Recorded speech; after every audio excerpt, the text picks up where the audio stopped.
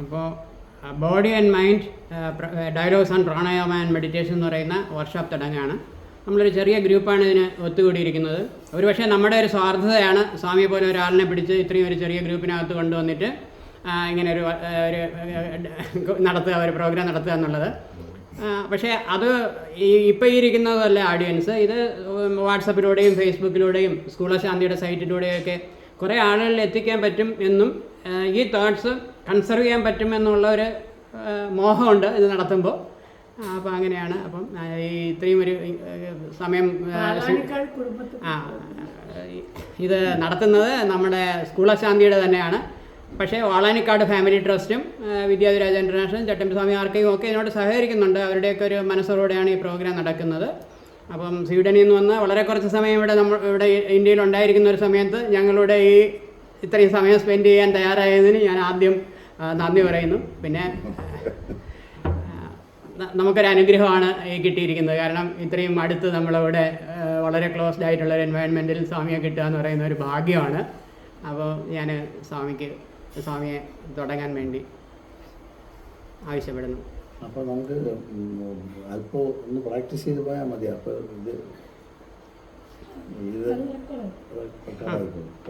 ചെറുതായിട്ടൊന്ന് പ്രാക്ടീസ് ചെയ്തിട്ട് പോയാൽ ഒന്ന് റിലാക്സ് ചെയ്ത് വെക്കാം അല്ലേ? അപ്പോൾ ഒന്ന് പ്രാക്ടീസ്. ആയിക്കോട്ടെ, ഞാൻ കുറച്ച് ഉറച്ചും പറയാം. അപ്പോൾ നമുക്കൊരു ചെറിയ പ്രാക്ടീസിൽ സ്റ്റാർട്ട് ചെയ്യാം. ഇപ്പോൾ ഏത് പ്രാക്ടീസ് നമ്മൾ തുടങ്ങുന്നതിന് മുമ്പും നമ്മൾ ഈ ഭൂമിയിൽ വരാനിടയാക്കിയ രണ്ട് വ്യക്തികളുണ്ട്. ഒന്ന് അമ്മ, ഒന്ന് അച്ഛൻ. അപ്പോൾ ഇതൊരു നമ്മൾ ഈ സ്പിരിച്വൽ സയൻസ് എന്ന് പറഞ്ഞാൽ സയൻസ് ഓഫ് ട്രാൻസ്ഫർമേഷൻ എന്നാണ് നമ്മൾ കണക്കാക്കുന്നത്. അപ്പോൾ നമുക്കൊരു മാറ്റത്തിൻ്റെ വക്കിൽ വന്ന് നിൽക്കുന്നതായിട്ടുള്ള സങ്കല്പത്തിലാണ് തുടങ്ങുന്നത്. അപ്പോൾ അങ്ങനെ ഒരു മാറ്റം നമുക്ക് കിട്ടാനിടയായത് നമ്മുടെ അമ്മയും അച്ഛനും ശരീരം നമുക്ക് തന്നതുകൊണ്ടാണ്. അതുകൊണ്ട് ആദ്യം തന്നെ മനസ്സ് പൂർണ്ണമായിട്ട് സമർപ്പിച്ച് അമ്മയെ മനസ്സിൽ ധ്യാനിക്കുക, എന്നിട്ട് സറണ്ടർ ചെയ്യുക.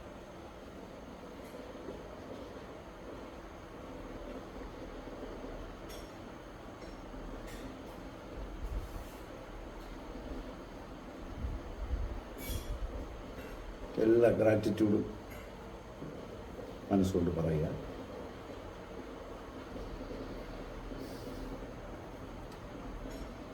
പിന്നെ അച്ഛൻ,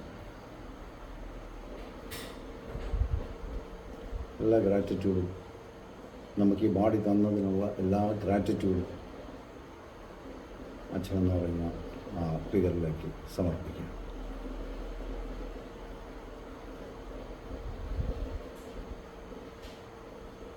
പിന്നെ വരുന്ന ഗുരുവാണ്. ഗുരു നമ്മുടെ അന്ധകാരത്തിനെ, ഉള്ളിൻ്റെ അജ്ഞാനമാകുന്ന അന്ധകാരത്തിനെ അകറ്റുന്ന ശക്തി ചൈതന്യമാണ്. ആ ഗുരുവിലേക്ക് എല്ലാം സമർപ്പിക്കുക.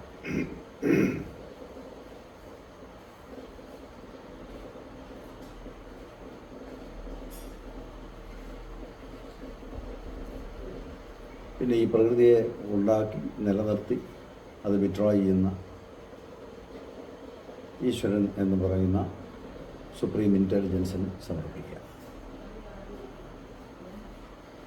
എന്നിട്ട് ഫ്രീ ആയിട്ട് ഇരിക്കുക. അപ്പോൾ നമുക്കിനി റെസ്പോൺസിബിലിറ്റി ഒന്നുമില്ല, എല്ലാം സമർപ്പിച്ചു കഴിഞ്ഞു.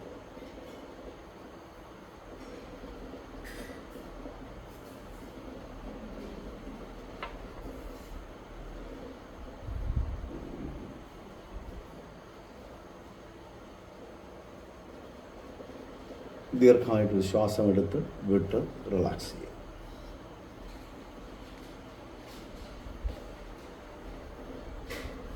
അകത്തോട്ട് ശ്വാസം എടുക്കുമ്പോൾ മൂക്കിൻ്റെ ദ്വാരത്തിലൂടെ ശ്വാസം അകത്തേക്ക് പോകുന്നതായി ഫീൽ ചെയ്ത് എടുക്കാം. ശ്വാസം വിടുമ്പോഴും അതുപോലെ തന്നെ മൂക്കിൻ്റെ ദ്വാരത്തിലേക്ക് സ്പർശിച്ചുകൊണ്ട് ഈ ശ്വാസം പുറത്തേക്ക് പോകുന്നത് ഫീൽ ചെയ്യാം.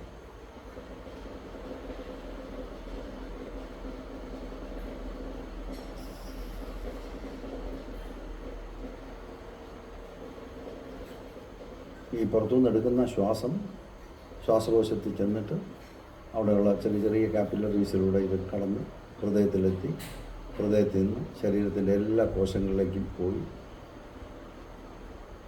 അതവിടെ ചില രാസപ്രവർത്തനങ്ങളൊക്കെ നടത്തി അതിൻ്റെ ബൈ പ്രോഡക്റ്റായിട്ടുള്ള കാർബൺ ഡൈ ഓക്സൈഡ് വാട്ടറും തിരിച്ച് നമ്മൾ സർക്കുലേഷനിലൂടെ കടന്ന് ഹൃദയത്തിൽ വന്ന് ഹൃദയത്തിൽ നിന്ന് ശ്വാസകോശത്തിൽ വന്ന് ശ്വാസകോശത്തിൽ നിന്ന് ഈ പ്രകൃതിയിലേക്ക് പടരുകയാണ്.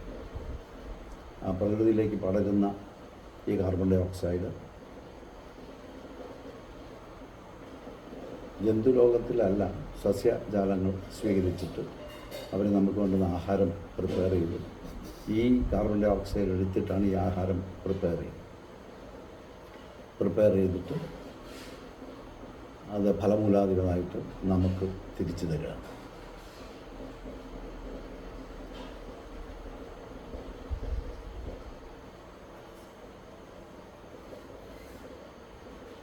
ആ കഴിക്കുന്ന ആഹാരം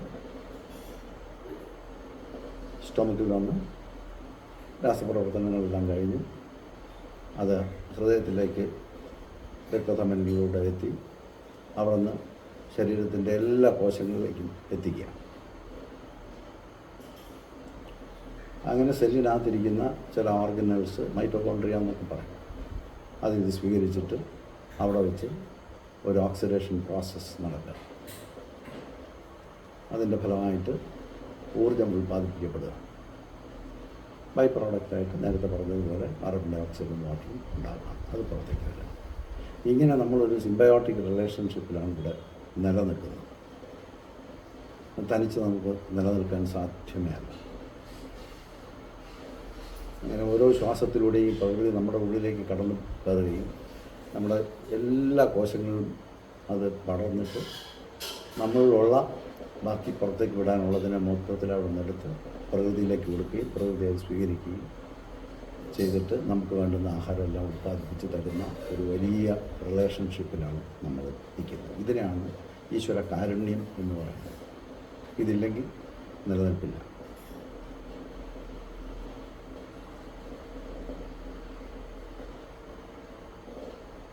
ഇതെപ്പോഴാണോ ഇത് നിൽക്കുന്നത്, ശ്വാസം എടുക്കാൻ പറ്റാതാകുന്നത്, അപ്പോൾ ഈ സെവർ ചെയ്യുകയാണ്, ഈ കണക്ഷനിൽ നിന്ന് സെപ്പറേറ്റഡായി പോവുകയാണ്.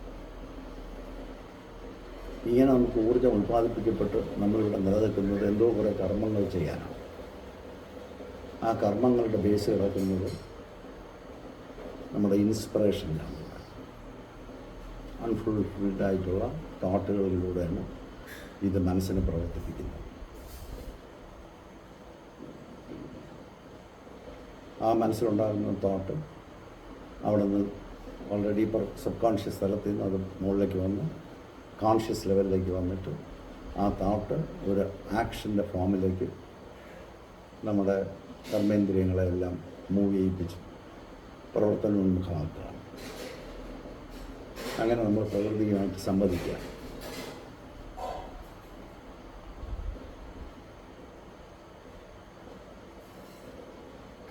ഇതുപോലെ മറ്റൊരു റിലേഷൻഷിപ്പില്ല. ഇതാണ് നമ്മുടെ നിലനിൽപ്പിൻ്റെ ആധാരം. അപ്പോൾ ശ്വാസം വലിക്കുമ്പോൾ വെറുതെ അങ്ങ് വലിച്ച് കളയുകയല്ല. ഓരോ ശ്വാസത്തിലും ഈ ഗ്രാറ്റിറ്റ്യൂഡ് ഫീൽ ചെയ്തിട്ട് ശ്വസിക്കുകയാണ്. ജനിക്കുന്ന കുട്ടികളൊക്കെ അങ്ങനെയാണ്. നമ്മൾ കുറച്ച് കാലം കഴിഞ്ഞപ്പോൾ അത് ഒന്നും അറിഞ്ഞില്ലാതായിട്ട് സോഷ്യൽ കണ്ടീഷനിങ് ആണ് അത് നമ്മളെ വഴിമാറ്റി വിട്ടത്.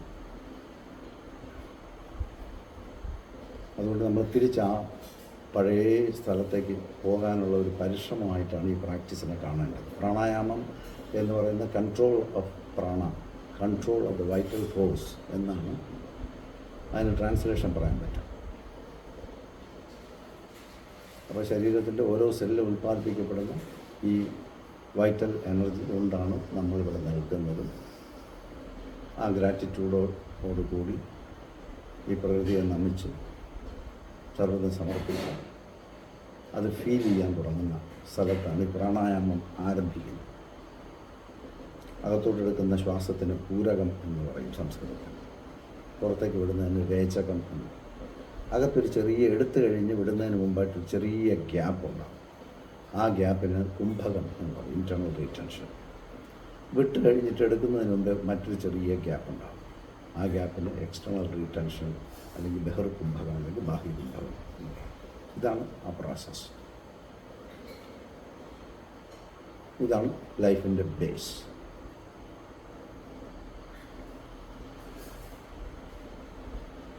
വലിയ പോസിബിലിറ്റി നമ്മളിലേക്ക് നമ്മളാരും പറഞ്ഞിട്ടല്ല, വലിയ കാരുണ്യത്തോടു കൂടി നമ്മുടെ ശരീരത്തിനകത്ത് ഈ വലിയ പോസിബിലിറ്റിയെ ഇതിങ്ങനെ കൊരുത്ത് വെച്ചിരിക്കുക. ആ ലിങ്കിലാണ് നമ്മൾ നിലനിൽക്കുന്നത്. അതൊന്ന് മനസ്സിലാക്കി കഴിഞ്ഞാൽ നമ്മുടെ ഓരോ ശ്വാസത്തിലും ഗ്രാറ്റിറ്റ്യൂഡിൻ്റെ ഒരു വലിയ ഫീലിംഗ് ഉണ്ടാവും. അങ്ങനെ ഫീൽ ചെയ്താണ് ശ്വാസം വലിക്കാനുള്ളത്. അങ്ങനെ ആര് എപ്പോഴെങ്കിലും വലിച്ചു തുടങ്ങുമെങ്കിൽ ആ പ്രോഗ്രാമിനെ നമുക്ക് പ്രാണായാമം എന്ന് വിശേഷിപ്പിക്കാം.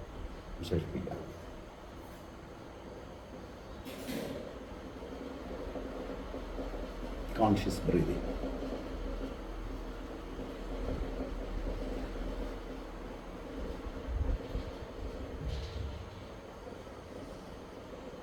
ചില നേരങ്ങളിൽ ശ്വാസം സ്ട്രെസ്സൊക്കെ ഉണ്ടെങ്കിൽ നമുക്ക് ശ്വാസം കൃത്യമായി വലിക്കാൻ പറ്റാത്ത ഒരു സാഹചര്യം ഉണ്ടാകും.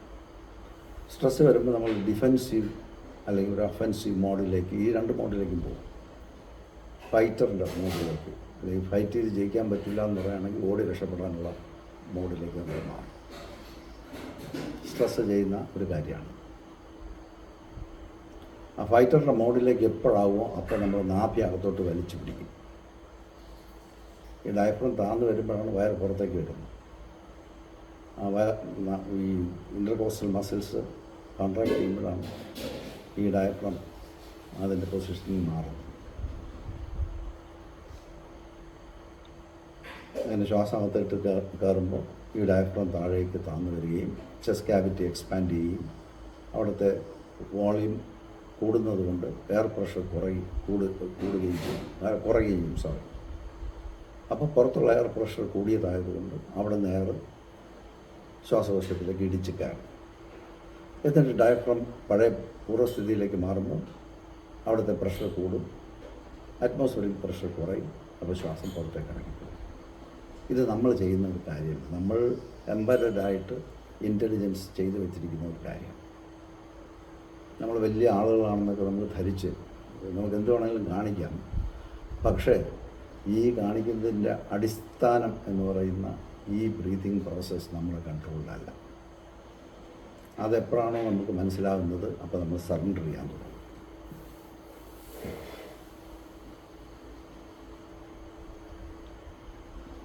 അങ്ങനെ സറണ്ടർ ചെയ്യുമ്പോൾ നമ്മുടെ റെസ്പോൺസിബിലിറ്റി പ്രകൃതിക്കായി മാറും. അല്ലെങ്കിൽ നമുക്കാണെന്ന് ധരിച്ച് നമ്മളൊരാളാണെന്നൊക്കെ വിചാരിച്ച് ഇവിടെ നമ്മൾ ഭരിക്കാം എന്ന് ഒരു തീർപ്പൊക്കെ എടുത്തിട്ട് പലതും ചെയ്യും. അപ്പോഴൊക്കെ ഈ സ്ട്രെസ്സ് ഇൻക്രീസ്ഡ് ആയിക്കൊണ്ടിരിക്കും. അങ്ങനെ വരുന്നതുകൊണ്ടാണ് ചിലപ്പോഴൊക്കെ ദീർഘമായി ശ്വാസം വലിക്കുകയും വിടുകയും ചെയ്യേണ്ടി വരിക. അതും പ്രകൃതി തന്നെ നമ്മുടെ ശരീരത്തിനകത്ത് ഉണ്ടാക്കി വെച്ചിട്ടുണ്ട്. നല്ല സ്ട്രെസ്സ് വരുമ്പോൾ നന്നായിട്ട് ദീർഘമായിട്ട് ശ്വാസം വലിച്ച് ആ സ്ട്രെസ്സ് മാറാൻ വേണ്ടിയാണ്, ആ ലോക്കങ്ങ് മാറാൻ വേണ്ടിയാണ്. അപ്പോൾ ഇങ്ങനെ നമ്മൾ ജീവിച്ച് വരുമ്പോൾ ഒരുപാട് രീതിയിലുള്ള സ്ട്രെസ്സ് ഹൈ ഡിമാൻഡ് ഉണ്ടായിരിക്കുകയും നമുക്ക് ചെയ്യാനുള്ള ടൂൾസ് കയ്യിലില്ലാതിരിക്കുകയും ചെയ്യുന്ന സന്ദർഭത്തിൽ വരുന്ന ഒരു പ്രത്യേക കണ്ടീഷനിൽ ആണ് ഈ സ്ട്രെസ് ക്രിയേറ്റ് ചെയ്യുന്നത്. അപ്പോൾ ഈ മോഡ് മാറുന്നത് കൊണ്ട് നമ്മൾ ഒരു ഒഫൻസീവ് മോഡിലേക്കൊക്കെ മാറി ഫൈറ്റ് ചെയ്യാൻ തുടങ്ങുമ്പോൾ ഞാൻ ഈ പറഞ്ഞ കാര്യങ്ങളെല്ലാം സംഭവിക്കും. എന്നിട്ട് കുറച്ച് നേരം കഴിയുമ്പോൾ നമ്മുടെ ഹാർമോണൽ ചേഞ്ചസ് ഒക്കെ ഉണ്ടാകും. നോറഡ്രിനാലിൻ എന്നൊക്കെ പറഞ്ഞാൽ ചില ഹാർമോണുകൾ പ്രൊഡ്യൂസ് ചെയ്യും റിലാക്സേഷൻ്റെ. അപ്പം നോർമലായിട്ട് ശ്വാസം വലിക്കാൻ തുടങ്ങും. ഇതാണ് ആ പ്രോസസ്സ്.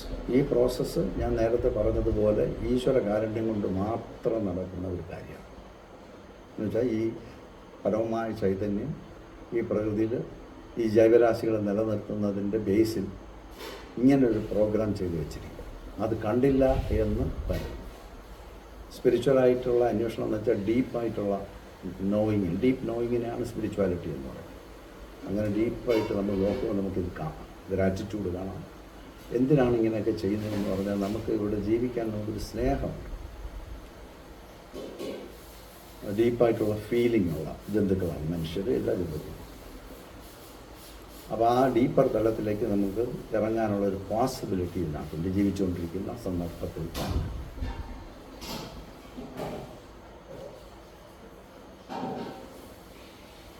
അപ്പോൾ നമ്മളെ തന്നെ നമ്മൾ ആദ്യമായിട്ട് സ്നേഹിക്കുക. ഇവിടെ നിലനിൽക്കുകയാണ്. എന്താണെന്ന് വെച്ചാൽ കുറേ കർമ്മങ്ങൾ ചെയ്യാൻ നമുക്കുണ്ടെന്നുള്ള ഇൻസ്പിറേഷൻ നമ്മുടെ തോട്ടിൻ്റെ ലെവലിൽ കിടക്കുന്നതുകൊണ്ട് അത് ചെയ്ത് തീരാതിരിക്കുന്നിടത്തോളം കാലം നമുക്ക് പരിപൂർണമായ സമാധാനം ഉണ്ടാകത്തില്ല. ആ സമാധാനം ഉണ്ടാകുന്ന ഒരു സ്ഥലത്ത് നിന്ന് അനുഭൂതമാകുന്ന ഒരു അനുഭൂതിയാണ് സ്നേഹം അല്ലെങ്കിൽ പ്രേമം എന്ന് പറയുന്നത്. അതുകൊണ്ടാണ് പ്രാണായാമം വിശേഷപ്പെട്ട ഒരു പ്രാക്ടീസായി കണക്കാക്കുന്നത്. ഈ അവയർനെസ്സോടുകൂടി നാഭിയിൽ കൈവയ്ക്കുക, എന്നിട്ട് ശ്വാസം അകത്തോട്ട് കറക്റ്റായിട്ട് വരുന്നതെന്ന് അറിയാൻ വേണ്ടിയാണ് നാഭിൽ കൈവയ്ക്കുക. ശ്വാസം വിടാൻ നേരത്ത് നാഭി പതുക്കെ അകത്തേക്ക് വയറകത്തേക്ക് പോകുന്നതായിട്ട് സങ്കല്പിച്ച് ശ്വാസം വിടുന്നു. ശ്വാസം എടുക്കുമ്പോൾ നാഭിയിലേക്ക് വരുന്നു, അത് കണ്ടിന്യൂ ചെയ്ത് ചെസ്റ്റിലേക്ക് എടുക്കുന്നു, കണ്ടിന്യൂ ചെയ്ത് ഷോൾഡറിലേക്ക് എടുക്കുന്നു, പിന്നെ ഷോൾഡറിൽ നിന്ന് വിടുന്നു, ചെസ്റ്റിൽ നിന്ന് വിടുന്നു, പിന്നെ നാഭിയുടെ ഭാഗത്തു നിന്ന് വിടുന്നു. പിന്നെ നാഭിയുടെ ഭാഗം പുറത്തേക്ക് തള്ളി വന്ന് ശ്വാസഭാഗത്തേക്ക് കയറുന്നു, ചെസ്റ്റിലേക്ക് കയറുന്നു, ഷോൾഡറിലേക്ക് കയറുന്നു, ഷോൾഡറിൽ നിന്ന് റിലീസ് ചെയ്യുന്നു, ചെസ്റ്റിൽ നിന്ന് റിലീസ് ചെയ്യുന്നു, വയറിൽ നിന്ന് റിലീസ് ചെയ്യുന്നു. ആക്ച്വലി എല്ലാം ശ്വാസകോശത്തിലാണ് നടക്കുന്നത്, എങ്കിലും അതിൻ്റെ വൈബ് ഈ പറഞ്ഞ ഏരിയയിലൊക്കെ മാറി മാറി വരും.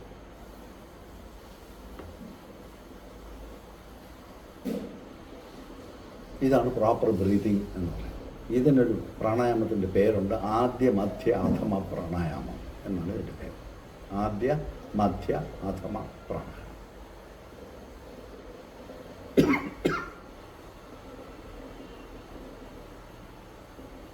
നാഭിയിലേക്ക് ശ്വാസം എത്തി, അത് ചെസ്റ്റിലേക്ക് വന്ന് ഷോൾഡറിലേക്ക്, ഷോൾഡറിൽ നിന്ന് റിലീസ് ചെയ്ത്, നെഞ്ചിൽ നിന്ന് റിലീസ് ചെയ്ത്, നാഭിയിൽ നിന്ന് റിലീസ് ചെയ്ത്, നാഭിയിലേക്ക് വരുന്നു, വയറിലേക്ക് വരുന്നു, ചെസ്റ്റിലേക്ക് വരുന്നു, ഷോൾഡറിലേക്ക് വരുന്നു, ഷോൾഡറിൽ നിന്ന് റിലീസ് ചെയ്യുന്നു, ചെസ്റ്റിൽ നിന്ന് റിലീസ് ചെയ്യുന്നു, വയർ അകത്തോട്ട് പോയിട്ട് പുറത്തേക്ക്.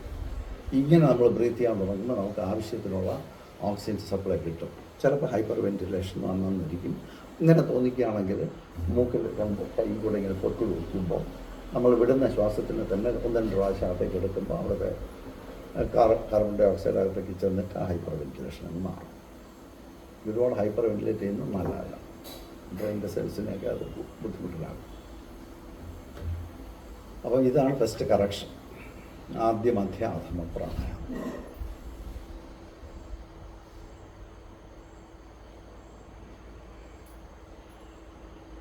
ഈശ്വരനെ കണ്ട് ഈശ്വരനെ സമർപ്പിച്ചു നമ്മളതിൻ്റെ പാർട്ടായിട്ട് മാറുകയാണ് ഈ പ്രോഗ്രാമിൽ. ഇതാണ് അവയർനെസ്. ഇതൊരു ചെറിയ പ്രോസസ്സ് മാത്രമല്ല, നമ്മുടെ അവയർനെസ്സിൻ്റെ എക്സ്പാൻഷനാണ്. ഈ പോസിബിലിറ്റി എല്ലാ ജീവിത മുഹൂർത്തങ്ങളിലും നമ്മുടെ കയ്യിലുണ്ട്. നമ്മൾ അതും ഇതും പറഞ്ഞ് വൈരാഗ്യവും ദേഷ്യവും ഒക്കെ വെച്ച് ഈ ശ്വാസത്തിനെ മുറുക്കി പിടിച്ച് ശ്വാസം വലിക്കാതായി അവസാനം ഇവിടെ കിട്ടിയ ഓപ്പർച്യൂണിറ്റിയെ യൂസ് ചെയ്യാതെ ഇവിടെ നിന്ന് പോകേണ്ടി വരുമ്പോൾ പോകാൻ മനസ്സ് വരത്തില്ല. അതുകൊണ്ട് ഇവിടെ സ്ട്രഗിൾ തുടങ്ങും. അപ്പം അങ്ങനെയൊന്നും പോകാൻ പാടില്ല. ഈ കിട്ടിയ ഓപ്പർച്യൂണിറ്റി ദൈവികമായൊരു ഓപ്പർച്യൂണിറ്റിയാണെന്ന്, ഇതാണ് ഈശ്വരൻ്റെ പ്രസൻസാണ് നമ്മളുടെ ശരീരത്തിലുള്ളത്. അതിൽ ഈ ഹോൾ പ്രകൃതി നമ്മുടെ കൂടെ പാർട്ടിസിപ്പേറ്റ് ചെയ്യുകയാണ് ഈ പ്രോഗ്രാമിൽ. അല്ലാതെ നമ്മളായിട്ടിവിടെ എന്തെങ്കിലും ചെയ്ത് ജീവിക്കാം എന്ന് ആർക്കെങ്കിലും ഒരു ബോധ്യം, ഒരു ഫീലിംഗ് ഉണ്ടെങ്കിൽ അതൊരു റോങ് നോഷനാണെന്ന് മാത്രം കണക്കാക്കാനേ പറ്റും. അതുകൊണ്ടാണ് പക, വിദ്വേഷം മുതലായ കാര്യങ്ങൾ ഒന്നും പ്രാക്ടീഷണർ സ്പർശിക്കാതെ പോകും. സമാധാനം ഉണ്ടാകും. ആ സമാധാനത്തിൽ നിന്ന് അനുഭവപ്പെടുന്ന ഒരു ഫീലിംഗ് ഓഫ് വൺനെസ്, അതിനെയാണ് നമ്മൾ പ്രേമം എന്ന് പറയുന്നത്, പ്രേമാനുഭൂതി എന്ന് പറയുന്നത്.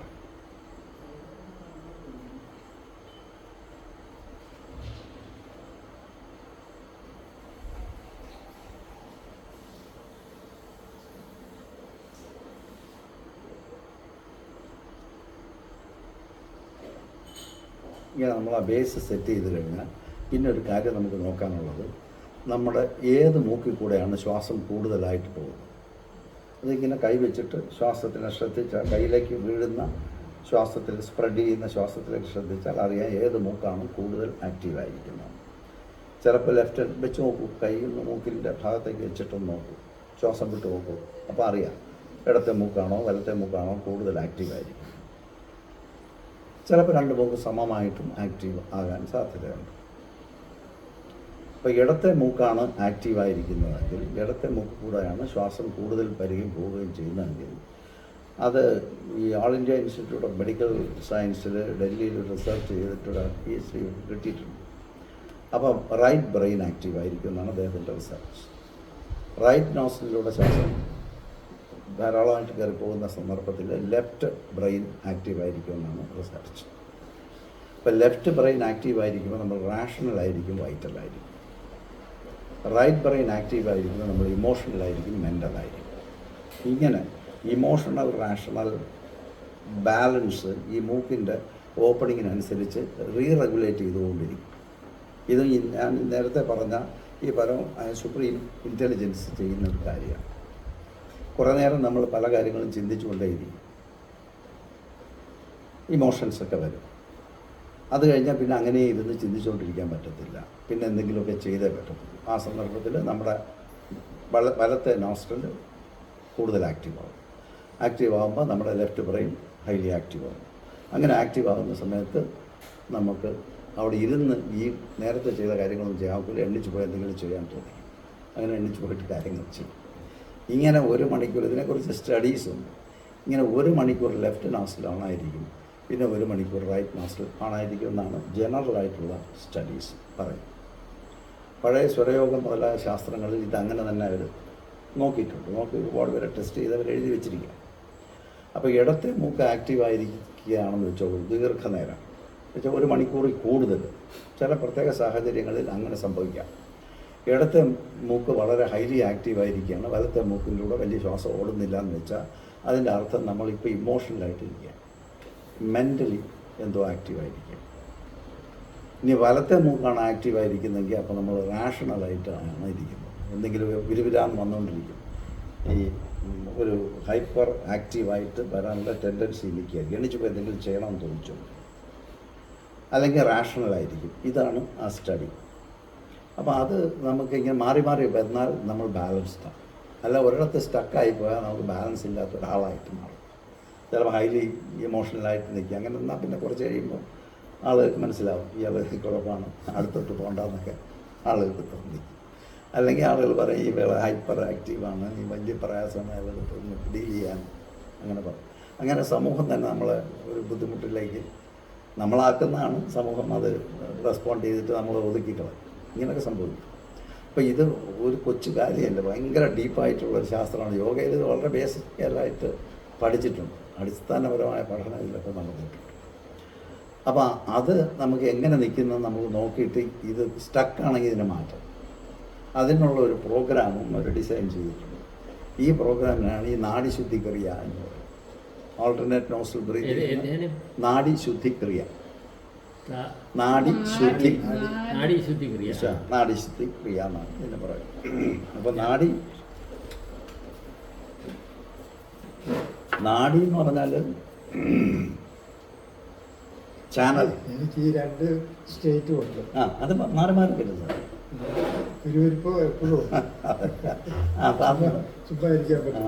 റെസ്റ്റ്ലെസ് ആയിരുന്നു, കുറച്ച് ഹൈപ്പറായിട്ട് ആക്റ്റീവ് ആയിരിക്കും. അപ്പോൾ നോക്കിക്കൊണ്ട് ഇപ്പോൾ ഏത് നോസ്ട്രലാണോ ഇരിക്കുന്നത് കൂടുതൽ. ഇപ്പം നമ്മൾ മെഡിറ്റേറ്റ് ചെയ്യുന്നതുകൊണ്ട് ഇപ്പോൾ കുറച്ചൊക്കെ സമമായിരിക്കും. കയ്യിലേത് റൈറ്റാണ്. അപ്പോൾ ഈ സാറ് പറഞ്ഞപ്പോൾ നിൽക്കുകയാണ് ഇപ്പോൾ. അപ്പം നോക്കിയാൽ എല്ലാവരും നോക്കിക്കോളൂ. 83 വയസ്സായി. നല്ലതാണ് നമുക്ക്.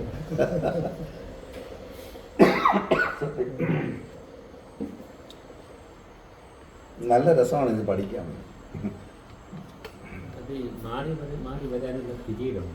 പിന്നെ അതായത് 1 മണിക്കൂർ ഇടത്തെ നോസ്ട്രൽ ആണായിരുന്ന അടുത്ത 1 മണിക്കൂർ വലത്തെ നോസ്ട്രൽ ആണായിരുന്നു. അതാണ് അതിൻ്റെ നോർമൽ റിതം. അപ്പം അല്ല അത് കൂടുതൽ ഈ 1 മണിക്കൂർ എന്നുള്ളത് മാറി 3 മണിക്കൂർ ഇരിക്കുകയാണെങ്കിൽ നമുക്ക് കണക്കാക്കാം. ഇപ്പം അങ്ങനെ ഇരിക്കുള്ളൂ ഇയാൾ. അതുകൊണ്ട് നമ്മൾ പോയി ശല്യപ്പെടുത്തണ്ട, കുറച്ച് കഴിയുമ്പോൾ മാറും. അപ്പോൾ ഇത് പെട്ടെന്ന് എങ്ങനെ മാറ്റാം എന്ന് അതിനൊക്കെ കീസുണ്ട്, നമുക്ക് അത് ഇട്ട് തുറന്ന് കയറി മാറ്റാം. ഇപ്പം വലത്തെ നോസ്ട്രൽ ആണായിരിക്കുക ദീർഘനേരം എന്ന് വെച്ചോളൂ. ഇത് മാറ്റണമെന്നുണ്ടെങ്കിൽ നമ്മൾ ഇപ്പോൾ ഞാൻ കാണിച്ചു തരാം.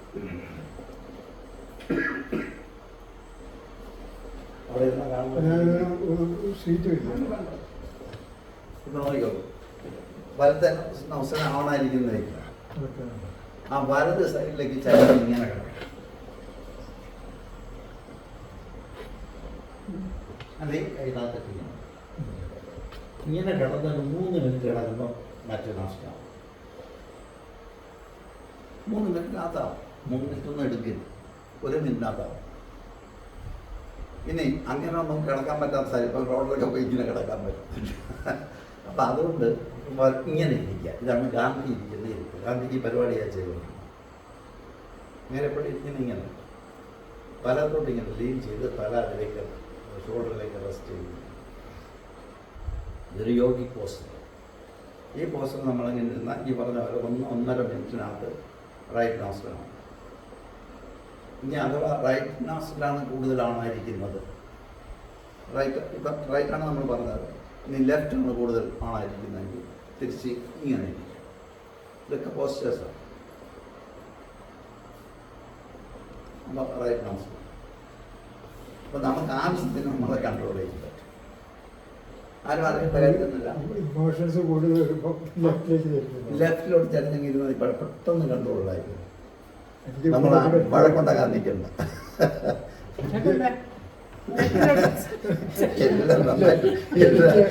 എല്ലാം നന്നായിട്ട് കേട്ടോ. കൂടുതൽ ഇമോഷണലായി കഴിഞ്ഞാൽ ഇടതുവശം തിരിഞ്ഞ് കിടക്കാനാണ് പറഞ്ഞത് സാധനം. ഉടനെ മാറ്റം, പെട്ടെന്ന് മാറ്റം നിങ്ങൾ നോക്കിക്കോളൂ. ഫിസിക്സിൽ പറയാൻ ഗ്രാവിറ്റേഷണൽ ഫോഴ്സ് അല്ലേ? എന്തോ ഇമോഷണലായിട്ട് കൂടുതൽ ഇമോഷണലാകുമ്പോഴേ ഇടതുവശം ചെരിഞ്ഞങ്ങ് ഇരിക്കോ കിടക്കോ ചെയ്ത് കഴിഞ്ഞാൽ പെട്ടെന്ന് മാറി. പെട്ടെന്ന് മാറും. ഭയങ്കര മാജിക് പോലെ. നമുക്ക് ഇത് കഴിഞ്ഞിട്ട് ഇന്ററാക്ഷനിലേക്ക് വരാം. അല്ല, ഇത് കഴിഞ്ഞിട്ട് ഇന്ററാക്ഷനിലേക്ക് വരാം, അല്ലെങ്കിൽ പ്രസന്റേഷൻ കംപ്ലീറ്റ് ആവത്തില്ല. അല്ല, അത് കഴിഞ്ഞ് സംശയം ചോദിച്ചോ. സോറി. അതുകൊണ്ടാണ് ഇത് ബേസിക് പ്രാണായാമമായിട്ട് കണക്കാക്കിയത്. അല്ല, ഇത് അറിയേണ്ട കാര്യം വലിയ അത്യാവശ്യം. പേഴ്സണലായിട്ട് എനിക്ക് ഒരുപാട് ആവശ്യമുള്ള കാര്യം. അതുകൊണ്ടാണ് ഞാൻ ഇന്റർവ്യൂ ചെയ്തത്. ഇത് കഴിഞ്ഞ ഉടനെ നമുക്ക് ഇതാ ചെറു